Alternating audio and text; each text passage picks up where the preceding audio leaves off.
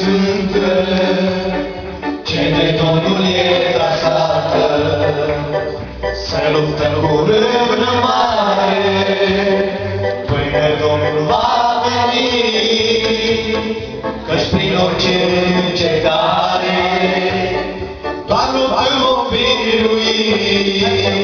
Hai luptă, frate, luptă, hai luptă, nu te da bătut, spre țara luminii înainte, cu râvnă și amăr, să ai treaz și viață într-una, până în zor de zi, că atunci primi vei cununa, când Domnul va veni.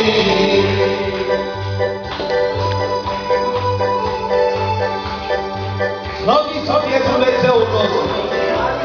Luptă, luptă, frate, până Domnul va veni! Pregătiți să fiți de luptă! Pregătiți să fim de luptă, scutul credinței sale, cu sabia Domnului înainte, în Domnul să ne crede, la coșare prigănirii, să fie ca purul lor, pe capul mântuirii și râvna Evangheliei.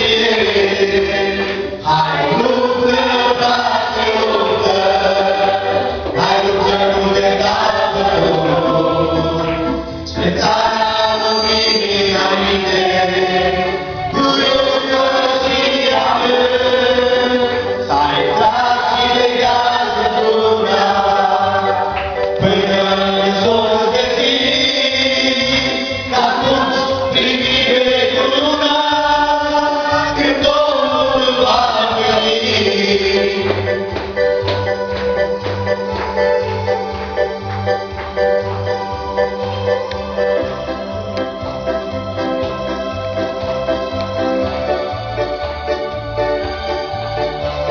În slava eternă vom fi! Slava eternă vom fi, a cei ce au iubit, și Domnul le va da slava, așa cum a promis. Veșnicia e aproape, curând Iisus va reveni, când zorile vor apare, lupta se va sfârși. Hai luptă, frate, luptă, hai luptă, nu te da bătut, spre țara luminii înainte, cu râvnă și amăr, să ai treaz și legat într-una, până în zor de zi, că atunci primi vei cununa, când Domnul va veni.